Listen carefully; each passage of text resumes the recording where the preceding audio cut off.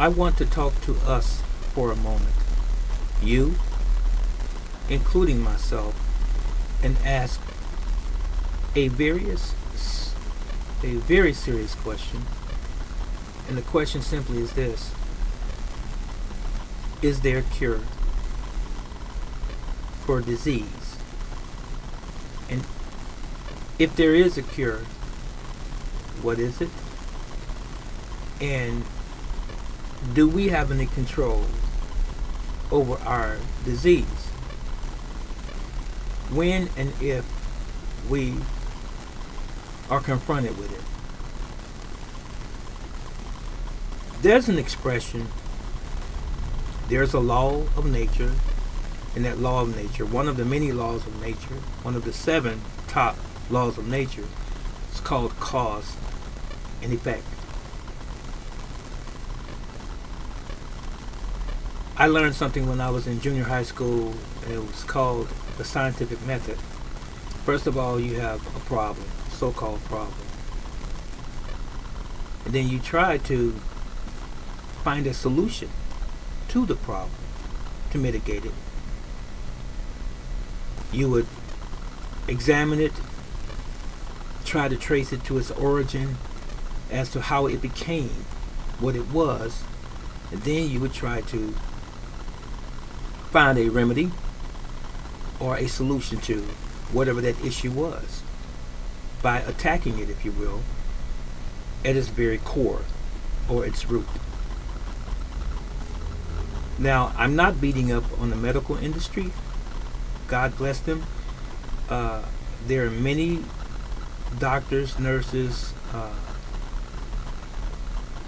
and medical personnel throughout the whole medical industry that have good hearts, good intentions, especially when they signed on to going to school for their particular profession of choice. Howbeit, we have to understand, we have to comprehend that there was someone who already had a particular model, as it were, in place to instruct all of these potential medical professionals in the future, or their future. And they taught them a certain type of medicine. Now, most of us may be familiar with the term allopathic. Allopathic medicine is just simply this. It is where a professional doctor is taught how to diagnose a condition and prescribe either surgery or medication to try to relieve the patient of that symptomatic condition, as it were. Because we've been warned and cautioned over the years that we can't say that you can use the word cure any disease. That disease being cured is taboo. Instead, it can be medicated. It can be slowed down. It can be managed. Note that I originally said a moment ago that I'm speaking to you and myself. There's another expression that goes, you don't know what you don't know. We were not born with medical books to teach us about ourselves, our bodies, and so forth. We were not born with a stethoscope or a sphygmomanometer or a blood pressure cuff in our hands. We didn't know about us. All we knew was the world around us as we saw it at the time. And as we began to grow and develop, we began to see things unfold in front of us, and we were given certain truths, or what we thought to be the truth. And we oftentimes just simply accepted those truths, or would-be truths, alleged, because we were taught to respect those that were in position, be it a doctor, nurse, judge, lawyer, police officer, fireman, construction worker, anyone that worked an honest living or job, no matter what the vocation was. We were taught to always look up to people in authority and position who were everyday folks. Now, as it relates to the medical side of things, when I was coming up as a child, I really cannot recall people dying in such alarming rates in America from cancer and heart disease. That began to increase exponentially over the past 30, 40 years of my life. Cancer and heart disease is one of the top two conditions that kill most people in America anyway. So let me just fast forward and tell you where I'm coming from if you haven't already gleaned it. Ladies and gentlemen, I make an appeal to you to start studying you. I make an appeal to you, and I'm included, to start studying you and study you more to find out what makes you tick. From a physical standpoint, minimally, and I said minimally, it should really be here in your head. What's going on in us that we're dying at really relatively early ages when we could live maybe at least 10 years longer than we are today? Ladies and gentlemen, I don't care what statistics say.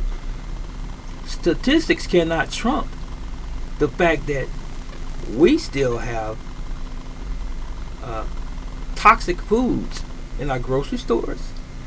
We still have toxic waste in our environment that's created by us, mankind that is. We still have toxic and polluted water.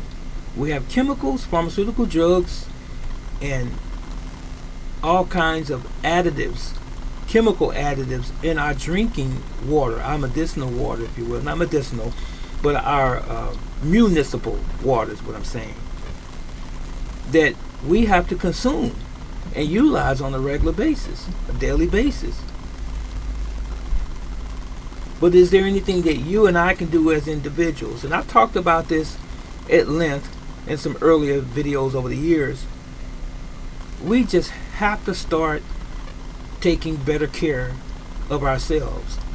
Notwithstanding all of the years, especially for us older folks, the things that we didn't know, how we damaged our bodies when we just were not educated on certain things. And we're reaping some of the havoc as we have aged of our bad habits over the past 20, 30 years. We just didn't know. Thank God for the internet. Thank God for the YouTube, where information has been shared, even though we know there's bad information as well. But good information is there, and it's available to us. It's there, if you care to find out about it. Some of us want a quick pill, a quick solution to our issues that has taken us years to accumulate and then manifest in ourselves, our bodies. You've got heart disease, you want a pill. Just like that, it's over. You've got high blood pressure, hypertension. Just like that, it's over. You have stomach problems, gastrointestinal problems, whether it be leaky gut, irritable bowel syndrome, diverticulitis, Crohn's disease, various arthritic conditions, like even myself. I have osteoarthritis, but some people have rheumatoid arthritis, some have gout, and various other forms of arthritis, if you will, or inflammation in your body. Some people have different forms of dementia, Alzheimer's, and even Parkinson's disease. Some of these things don't have to be, and didn't have to be. Talking about the present and the past. Didn't ever have to be. Had we armed ourselves with some education and been a little bit more proactive, we should have been. But take this video that I'm sharing with you right now as a call to duty. It's going to require some effort from all of us to study us. I don't care what your malady might be today. I don't care what your injuries and or your diseases or diagnosed conditions might be today. You need to go and sit by yourself. If you're the individual right now, go sit by yourself and have a talk with yourself and say, hey, how many more years of worth physically and mentally do I have on this earth? Do I want to be here? Do I want to live as meaningful of an existence as long as I possibly can from this day forward? And if the answer is yes, start today. I'm serious. I'm serious as serious can be. We would rather look at, many of us, we would rather look at a doctor in a lab coat or a healthcare profession where they're going to prescribe you, here you go, take this, take that, take this, take that. All it does is cover up a symptom, what you are feeling at the moment. But does it change? Does it address what's causing your issue in the first place? Herein lies the rub. What's causing your issue in the first place? This is when you have to take a deep breath, sit down and say, hey, what does my life consist of? My activities of daily life, every single day, every single moment of my life, what am I doing to myself to cause these conditions to be? Then you really know the answer. What am I eating? What am I putting in my body? Am I exercising my body as I should? Or do I have these convenient excuses for not doing anything at all? Because I don't feel like it, or I work too hard today. I can't factor in 30 minutes of exercise and feel good about myself when I'm done, and start to feel firm muscle because I'm doing some conditioning, and start to know that my heart is strengthening because I'm doing some cardio. I'm going for a brisk walk, getting on an exercise bike, getting on a treadmill, doing something, even swimming, doing something other than just sitting around making convenient excuses for not doing anything at all. And then we wonder why we've been diagnosed with some disease and or cancer. Oh, that runs in my family. It's easy. What do you run? Do you run your life? Just because certain things have been prevalent in your family's history before you, does it have to be your reality?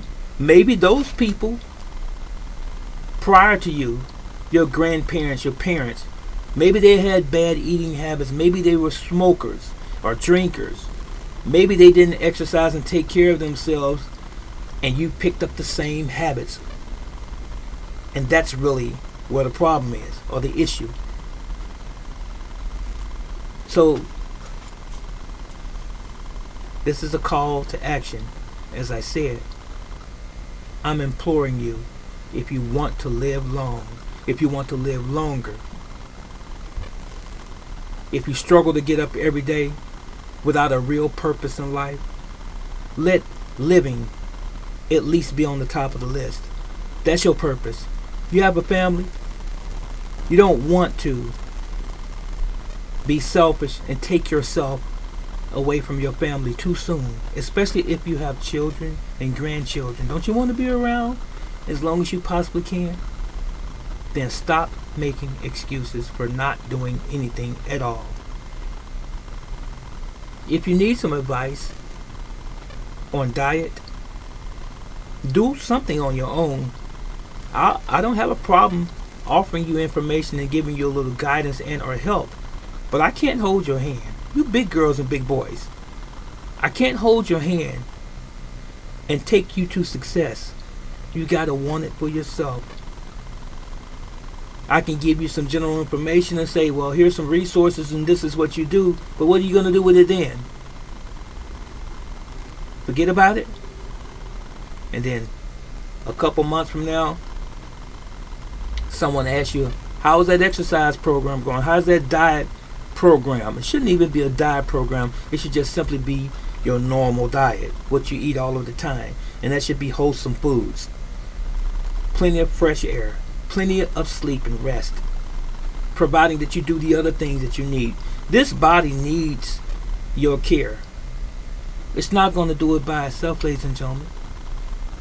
You cannot leave an automobile sitting still for years and not run it.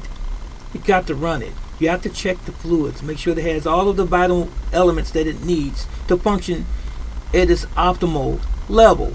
We are the same way. We need fluid. We need water. We need nutrients, minerals, vitamins, amino acids, fats. We don't need ultra processed foods going into this biological temple. We don't. Even though we've been conditioned to love the stuff, but it doesn't love us. And you can find that out by your medical records and all of the conditions that you have accumulated over your life that's slowing you down and really making you unhappy. Are you happy today with your health? It's number one. Because if you're not good to yourself, you can't be good to anybody else. And that starts with being in good health. Mental health, physical health. It's really that simple. I just wanted to put a bug in your ear today and try to get you to think. We're going to make this journey one step at a time. But ladies and gentlemen, you've got to take the first step. This is Brother Teacher. Yahweh loves you, and I love you. Until next time, so long.